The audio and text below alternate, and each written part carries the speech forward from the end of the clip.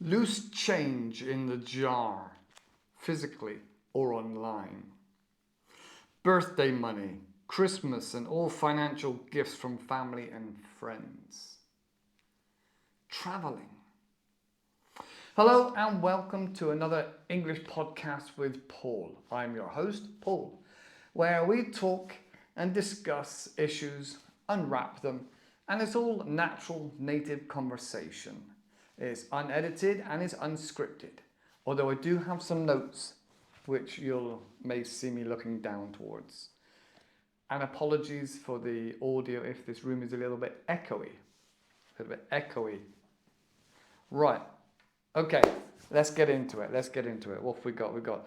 Okay, so I said loose change jar, because we used to put money in a jar, a glass container with a lid on it, put our change out of our pockets, our coins. But now you can get an app and you can do the same kind of thing. So if you buy something, the app says, do you want to put the change into your savings? And so it's kind of like an online version of putting the change into your jar.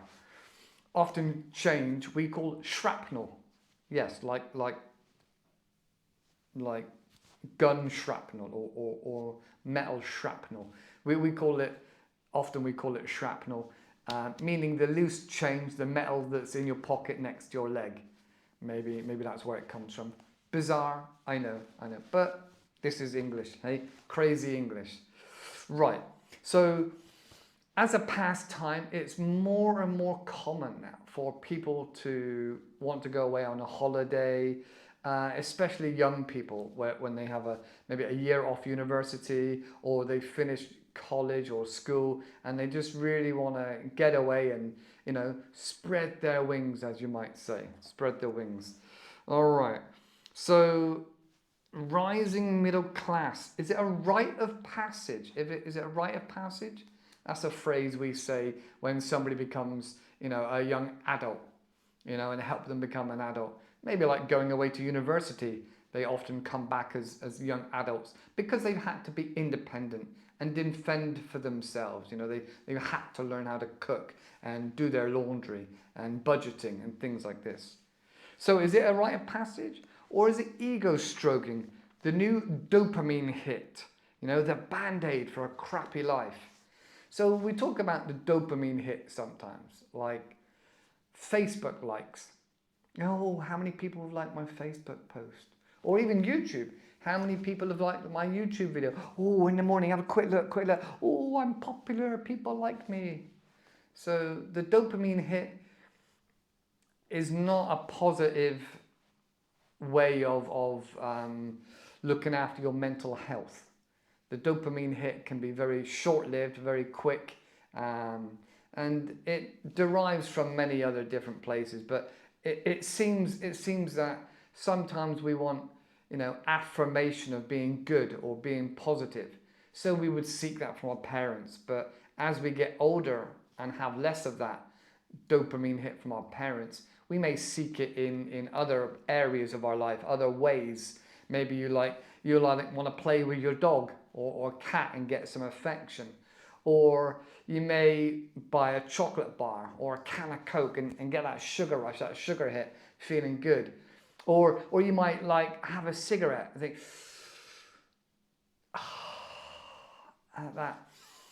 that moment of I'm having a cigarette, which in like the UK culture, it's like I'm on a break now. No, I'm not having stress.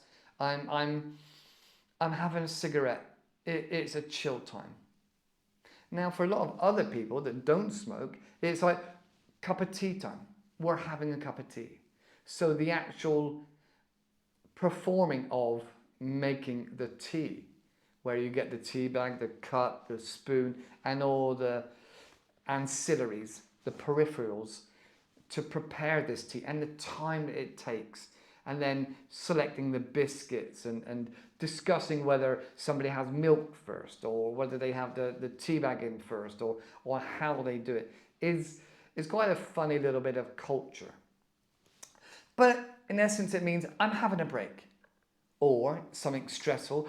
Let's have a cup of tea. It's a way to calm things down. It's a way to chill and calm. Other people have alcohol. you may have alcohol in the evening. Maybe it's like 6 o'clock, or they say alcohol time. Wine o'clock is often one used and bandied around. Often school teachers have the joke of, oh, glass of wine time, all the kids are gone, it's now time for me to have an alcoholic beverage. Because an alcoholic beverage is adult time, quiet time, my time to relax. And so there perpetuates an ideology of, I need to calm down, I need to relax, I need time for myself, so I'm going to have alcohol. And this can go way too far. People can binge drink on the weekend. I know some men that will go to the pub on a Friday afternoon, finish early, Friday afternoon, maybe 3, 4 o'clock, and then they'll start drinking, quite heavily so. Maybe it relaxes their body, maybe it takes away the stress of the week, but there's quite a culture that's been going on for many decades in the UK, and I'd imagine other countries as well, other Western countries.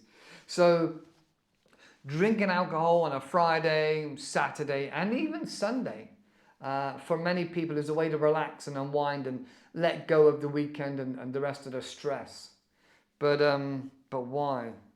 All right, so let's dive in a little bit more. Let's delve in. Let's find out. Let's break open the topic. Let's look into it a bit more. So I already said it's culture. So that was drinking. Let me specify, that was drinking and ways of relaxing.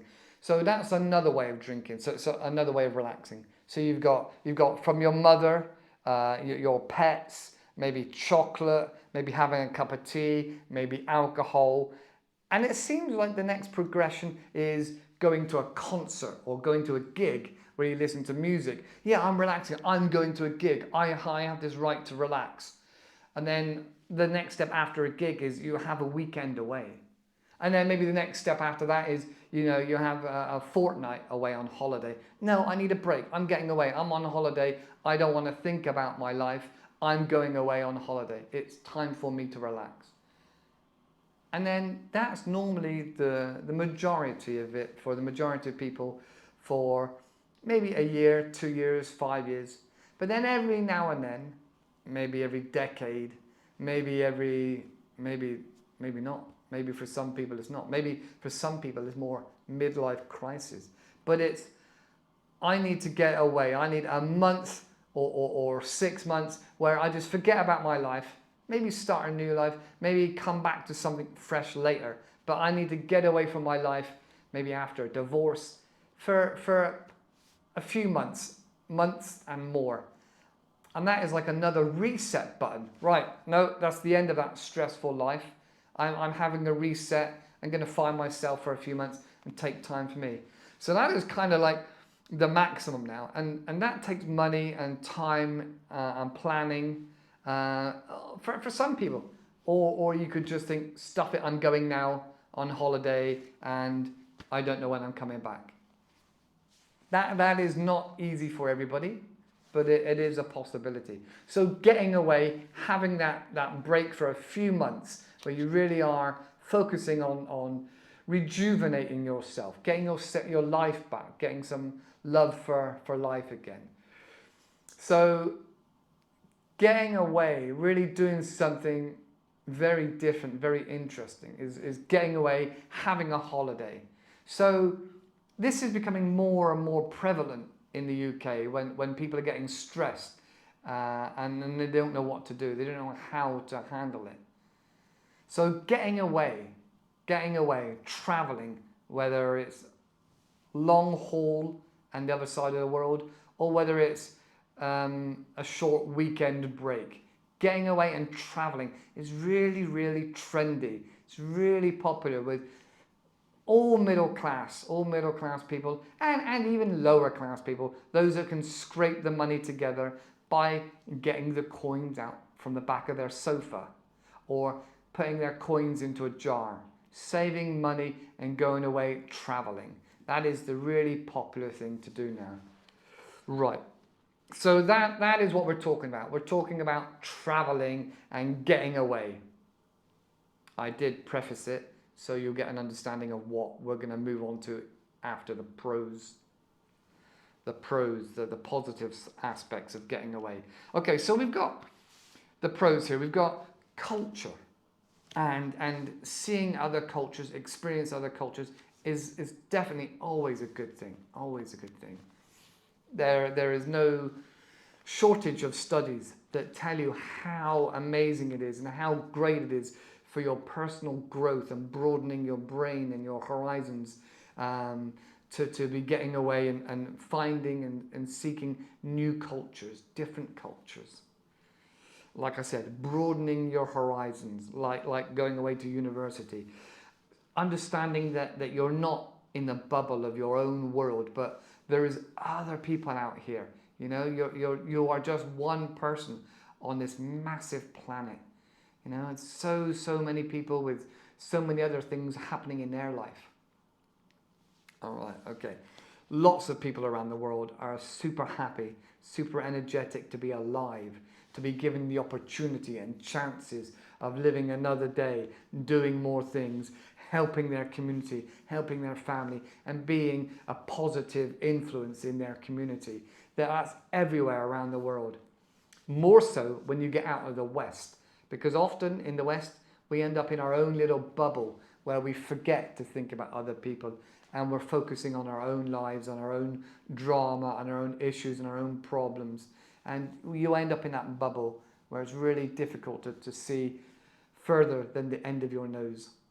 All right, so I said personal growth, broadening your horizons, culture, stories to tell at the dinner table. Now, what do I mean by that? Often you'll meet somebody and they'll talk about a particular story in their life. But some people have only the one story. Maybe it was university. Maybe it was when they were away on holiday. But they have that one story they go on and on and on about. And if you're their friend, you may have heard it 4, 5, 6, 7 times. Because they haven't seeked out new adventures. They haven't seeked out new cultures, new interesting facets of the world. They've just been stuck inside their bubble, apart from this one adventure, which may have been in their bubble. And so they're stuck in this loop, this cycle of going over and over and over and over this one story they have that they cling to really, really desperately to show they've had a life, something interesting about them. So traveling can really give you a lot of stories, can give you a lot more things to talk about, and connection with other people and aspects of your life that make you interesting. Independent skills. I mentioned this in regards to going to university, learning how to cook, clean, and be independent and budget and things like this. When you're traveling, it doesn't take long before you realize your laundry is stinky, and people will tell you this. They're like, "Oh, you need to do some laundry, my friend." So you learn that you have to do this relatively quickly. 2 weeks, you run out of clean clothes. So that is a skill. You have to seek out where and how to find laundry facilities, how to wash your clothes yourself, maybe, if you're far from a laundrette. So that is a very good skill to be independent, to be able to seek these things out. Another aspect really is communication. When you travel abroad, you can't memorize and learn every language if you go to multiple countries. So you have to learn how to mime, mimic, dance, cajole, and get your message across to somebody else in a happy, positive way. Because nobody's going to engage with you if you get frustrated and angry. People are going to walk away. They don't want that in their lives. So you learn how to draw, write, dance, express what your needs are, or what your thoughts are, you know? And that is a really big skill, to be able to express yourself to different languages, people of different languages, people of different cultures, and different society standings, different levels within society of whether somebody is aristocracy and different type of culture and financial setting to yourself, or at the opposite end, people that are what was the word I used earlier? From a low income and deprived areas. We'll get onto that more in a moment. So yeah, communication is a really big thing to learn, especially if you're a young person leaving in between university, or not, or just a young person in general. Okay, vitamin D and exercise. So when you're traveling, there's a good possibility you'll get some extra sunshine. Maybe it'll be very, very hot. Maybe you'll be outdoors a lot of the time. But definitely you'll be engaged in and aware more of the weather. Probably. I don't know. I think you will. I think the weather makes a big difference. You have to think about what clothing to wear if it's monsoon season. You have to think about what clothes to wear if it's baking hot outside. Sometimes you'll get support and help from others. Other times you'll learn by yourself. You will get drenched or you'll get sunburned. So you'll have to think about the weather for yourself. And hopefully vitamin D, exercise and being outside for longer periods of time, because you're not in the cycle of work or study. So then you've got more time outside. All right, okay. New friends, making new friends. So traveling can really help strengthen friendships that you've shared experiences with, whether it's fellow travelers, whether it's people from the new culture, from the new country that you've met and bumped into and decided to engage with. Making new friends is another big positive about traveling. Politics, history, and connection to a country. So it doesn't matter where in the world you go. If later on in life you see it on the news or you read about it, you remember that you've been to that country. You remember what it was like to be in that country. You remember some of the issues facing that country, maybe some of the government, some of the politics, and you'll be able to relate to that. So if you've been to several different countries and you're watching the news or you read the news or you hear about something through social media, you'll be able to go, I've been there, yes, yeah, and you might know of the place. You might know of how the people are struggling or suffering with that issue. So it opens up your mind to the rest of the world again. It reminds you and takes you back to that country. And you can relive those experiences again. So that's not an exhaustive list, but there is a lot more you can add to the list of pros, to the positive aspects of traveling. Okay, so playing devil's advocate, being fair and less biased, let's look at the negatives. Let's look at the cons. Okay, so this one's an interesting one. It's the climate. Some people are interested in the climate, some people are not.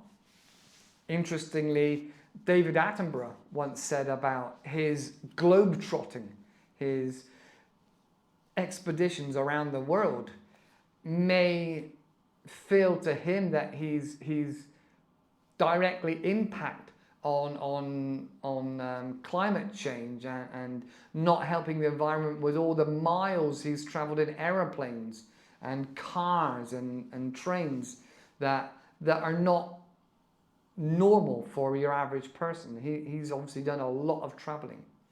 And if you don't know, David Attenborough is a very famous news reporter, reporting on nature and wildlife, and more so countries and the climate, now under the sea as well. He's very, very famous in the UK. BBC reporter of nature He's obviously made a career out of this, and he's loved throughout the country. So David Attenborough, he himself has said that he felt like he's contributed to the climate issue. But after he reflected, he said, yes, I may have contributed, but hopefully, I've helped many thousands and thousands of people around the world to be able to see beautiful places around the world. And so they don't have to go to that country. They don't have to go to all these places to try and find this beauty, the nature, because he's recorded it on TV and showed it to the masses, to the population of the country.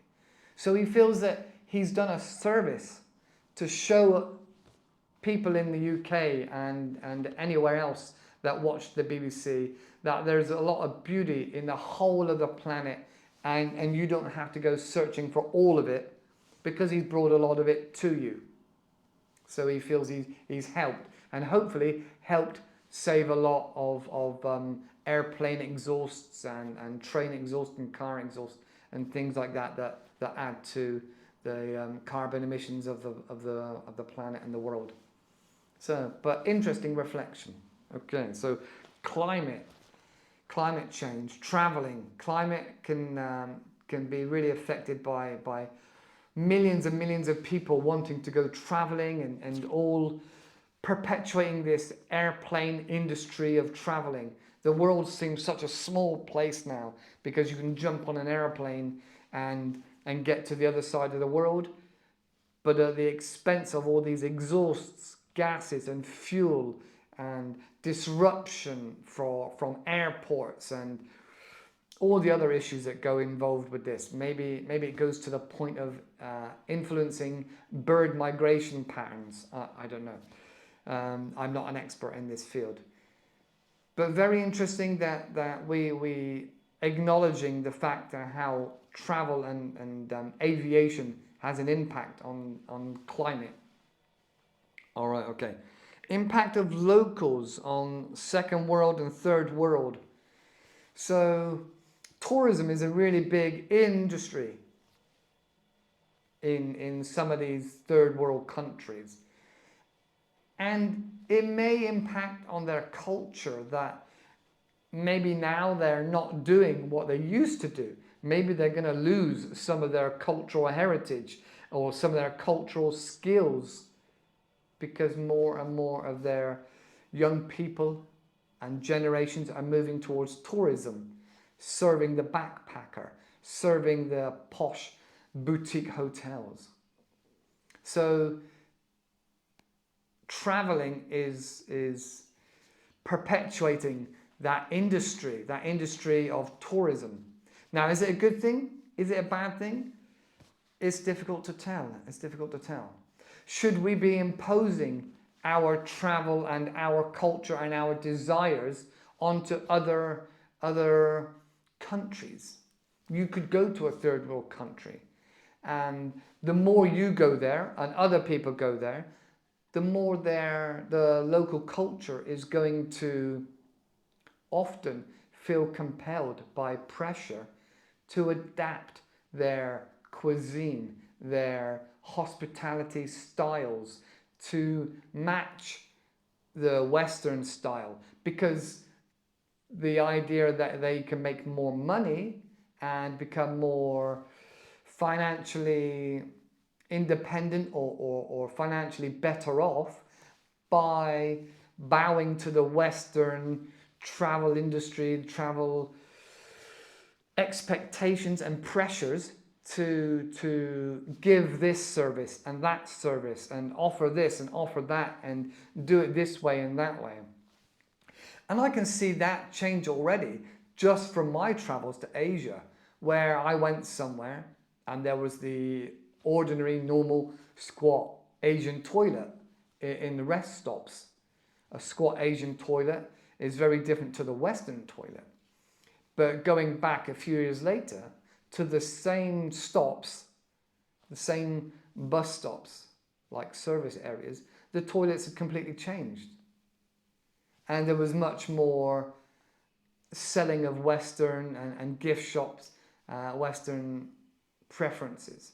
So you can tell that they had changed, and the evolution of being more financially aware of what the Western traveler wants. Now there's patisseries, there's donuts, there's croissants in these bus stops that there wasn't there 4 years ago, 5 years ago. That's just one of the many changes. So tourism, is it good? Is it bad for local economies, for local cultures? Is it dissolving the original skills? Is it taking away from the original jobs that would have been there before if traveling hadn't been so prevalent in that area for their own natural beauties? Okay. Finances in delaying your own wealth, in delaying your own growth. Whether you go away for a year, let's say, traveling, or even 6 months. My wife and I often go away for 6 months or a year. And does that really have a massive impact on our finances in regards to buying a house or owning a house? Now, my circumstances are different to many other young people looking to buy a house or looking to be starting a family or starting their career and things like that. It's very, very different. And so they could come away spending thousands on their trip, literally thousands and thousands and thousands, that they could be pouring into their career, that they could be pouring into their deposit. Like I say, my situation is very different. I have no money. I have no house. That's how I choose to live my life. But I've had my children. I've had a mortgage and a house. And my children have grown up. My career, I'm no longer involved in one career. I'm looking at a whole new career. And this traveling is part of it. So finances, they can be delayed in your pursuit of gaining a deposit on a house or an apartment. That's just another aspect, maybe a potentially negative aspect. Okay. Depression, going back to work. So after your holiday, after you've been away, going back to work, if you've had a great time of finding yourself and feeling free and enjoying your life fully, the time runs out where you go back to your family home or your family village, town, and you find it's still the same from when you left, and then you realize, oh, I got to get some kind of job or career. I've got to be part of this vision that I have of getting up, going to work, maybe not enjoying my life, then going out on the weekend, getting drunk to forget I've had a bad life or a bad job, and then having a mortgage, having a family. And many people now, many young people, see this vision, and to them it's not a dream. To them it's not the way they want to live their life. And they've seen other people trapped or feeling trapped in what they consider not to be a dream. Many young people really don't like the idea of getting up every day and maybe stuck in a job you don't like because you've got these responsibilities of paying the mortgage, paying these utility bills, paying for the car that you don't use very often. It's just parked at work or parked at home. Paying for this house for years and years, for decades, paying for children. So like I said, this can be quite a depressing and sad and upsetting vision that some people have when they've come back from traveling and finding themselves. So that can really affect your mental health. All right, so again, that is not an exhaustive list, but it is some of the negatives. Right, I'm keeping an eye on the time. We're getting low on time. So conclusion, right, bear with me. I've written some notes already about this. So we've got The real crux of it is we are not content with our lives. I think looking at this vision that I just described, many people are really not happy with their lives, hence why they have this plaster of putting on their life, whether it's going out and getting drunk, whether it's going on holiday, like other family members I know go on holiday on a regular basis so they can forget their real everyday life. People often have these issues where they are not content with their life. Now, whether that's through social media, regular media, the TV, newspapers, magazines, and they feel like there's always something better. They should always be striving for something better. Or whether they haven't found it yet, the job, the role, where they will be really, really happy doing that one thing for many, many years, where they're able to blossom and grow and enjoy their life fully. Maybe they haven't found that thing. So like I said, we often try to temporarily fix and move away from that issue instead of attacking it head on and looking at ways we can make our life more enjoyable. We sort of jump straight into, we have to pay this bill, we have to pay that, we need money for this, we need money for that. Instead of finding ourselves and finding a way of enjoying our lives, even if it is in our local town or our own country. Finding a way of sustaining our hobbies and desires without having that emptiness feeling of where somebody really enjoyed being in another country, in another culture. Many people have a lot of other deeper issues, whether it's from their previous life when they were younger, traumatic experiences.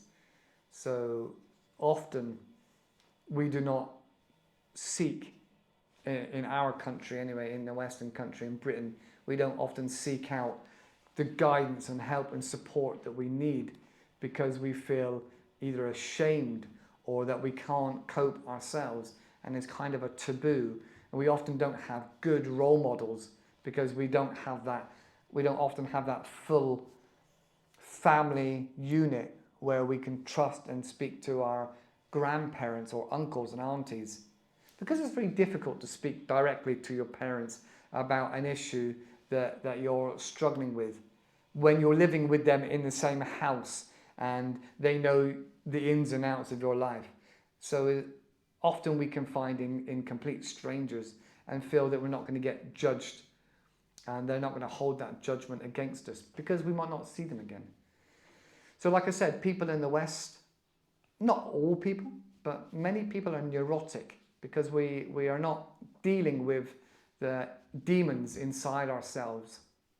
That is a big part of Western culture, not dealing with these demons and not being able to find contentment with our lives. It's a real big problem. Right, so wrapping it up, Dr. Irvine Yalom, I really, really love his books. He's an amazing person. He's a psychotherapist. And one of the things he says is that we fear death, and death anxiety is at the crux of a lot of modern issues. And we feel it because we have not lived enough of our own lives. And in his book, he talks about a nurse that is helping with palliative care, end-of-life care. And this nurse has seen a lot of people sad, upset, and frightened. And this nurse has empathy and she listens. But she said, out of all the people I've seen, there are only a very small handful of people that embrace death and face it because of two reasons. One, it gives value to life. death gives value to life. Without death, life is meaningless. It just goes on and on and on and on and on. So nothing would have real value like a flower. Once it's picked, it's beautiful, but it will die and shrivel up. So that was one part. And she said the other part was that people that have lived a full life of adventure and doing things they've loved are really quite content and happy to die. They feel ready. They've used their body up. Their body is worn out and tired because they've really used that body to its fullest and enjoyed every bit of it. So they feel ready and happy and content to die and move on. So these are very reassuring words from this nurse that Dr. Yalom speaks about. And I try very hard to be stoic. And some of these words from the nurse in Dr. Yalom's book really touch my heart and really hit home. And that's one of the things I try to do with my life. My wife and I, we go off on ventures, we do traveling, we look at our lives. But the balance and the payoff is that we are very poor. Most of the time we have very little money. But we're using our bodies. We are using the money we're able to garner and to get to its fullest. And keep enjoying life. Keep doing different things. And so that's why I'm talking to you now.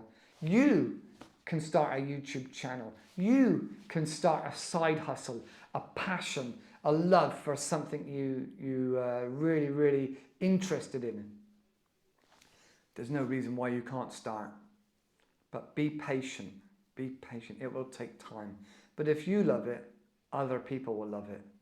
And that's the important thing about making a success, is that you've got to be passionate about it and love it and be patient. Okay, so that's all we got time for today. If you have any comments, please put them down below. If you've been traveling around the world, if you've got some great stories, let me know. I really want to know. All right? Put it in the comments. I'm sure you've got some amazing stories I would love to hear. Okay, so that's it for now. Remember, have fun, keep learning English, and I'll see you on the next video. Take care for now. Bye-bye.